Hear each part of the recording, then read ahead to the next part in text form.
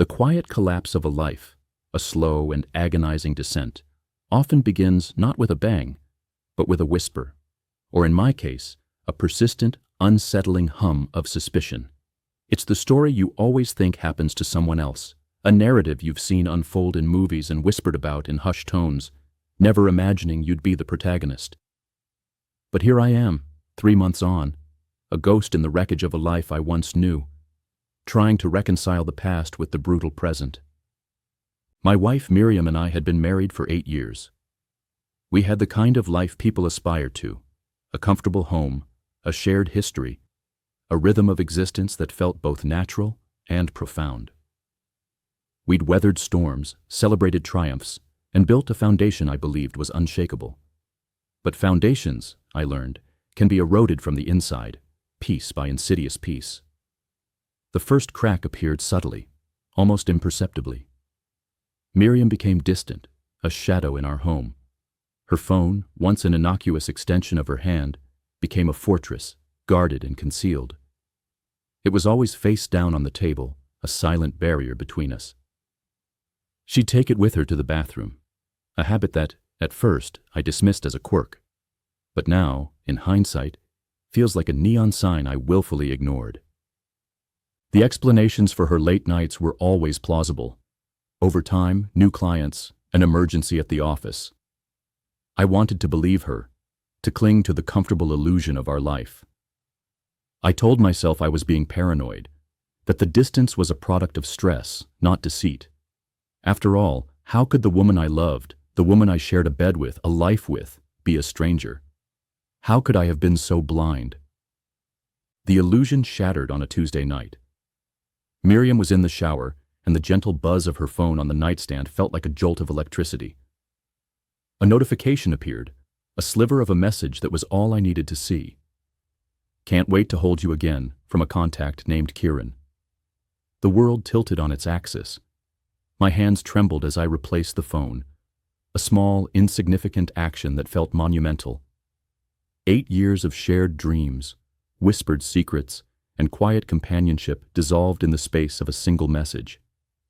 The man I was, the man who believed in the sanctity of our marriage, ceased to exist. In his place was a hollowed-out shell, haunted by the ghost of a life that was never what it seemed. The next 3 days were a waking nightmare. I wore the knowledge of her betrayal like a shroud. I'd sit across from her at the dinner table, a chasm separating us, and stare, trying to find the woman I loved in the eyes of this stranger. I replayed every conversation, every excuse, every fleeting moment of joy, and each one felt like a lie. How long had this been going on? How many times had I been a fool? I ached for a confrontation, but the words were lodged in my throat, a bitter pill I couldn't swallow. Finally, on a Friday evening, the silence became unbearable.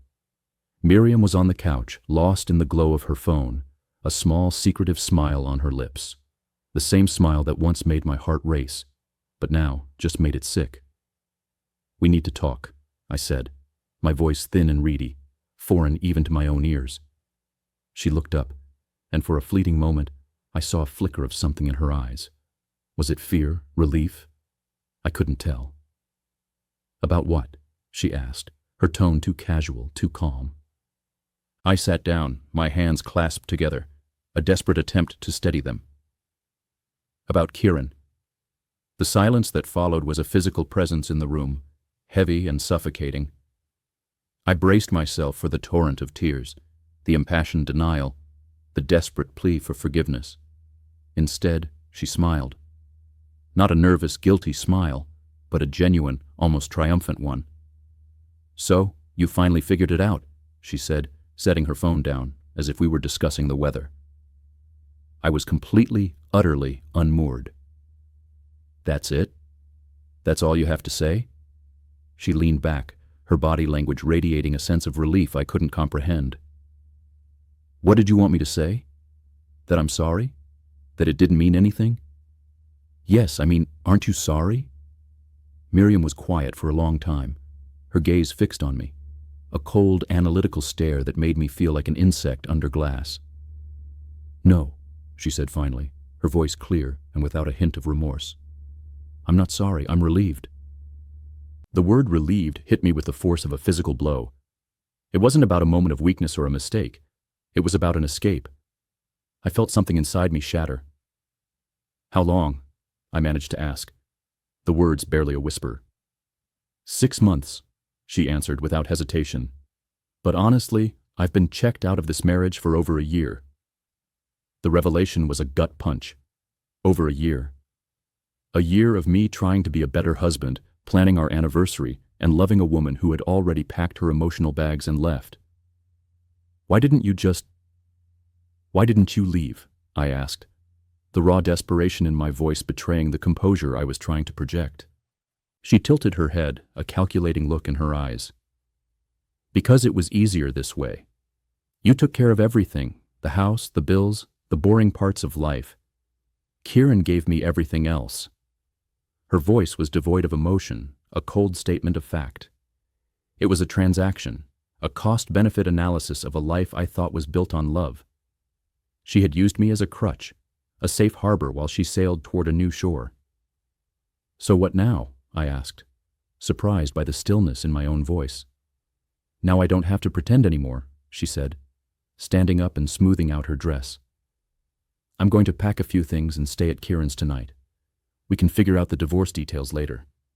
She moved toward our bedroom, her steps sure and deliberate, as if this was a plan meticulously laid out long ago. The sounds of zippers and rustling clothes became the somber soundtrack to the end of my marriage. She came back out with a small suitcase, a practical, travel-sized bag for a new life. She paused by the door, and for a fleeting moment, I thought she might say something, anything to acknowledge the life we had shared. But she just said, "I'll text you about when I want to get the rest of my things." And then she was gone. The door closed with a soft, final click, and I was alone in the silent house. The brutal truth that still haunts me, 3 months later, isn't the affair itself. It wasn't even the lies. It was the crushing realization that while I was fighting for us, she was planning her exit strategy. While I saw problems to be solved, she saw me as an obstacle to her happiness. I think she wanted me to find out. I think she was tired of the double life and needed me to be the catalyst for the end so she could cast herself as the victim in her own narrative. Some days I'm consumed by anger. Other days I'm just sad for the man I was 3 months ago. A man who was fighting for a marriage that had been dead for over a year, who was in love with a ghost. But most days I'm just grateful. Grateful that the lie is over, that I'm no longer sharing my life with someone who could smile while watching me suffer. The pain is a part of me now, a constant companion, but it is a real pain, an honest one. And for the first time in a long time, so am I.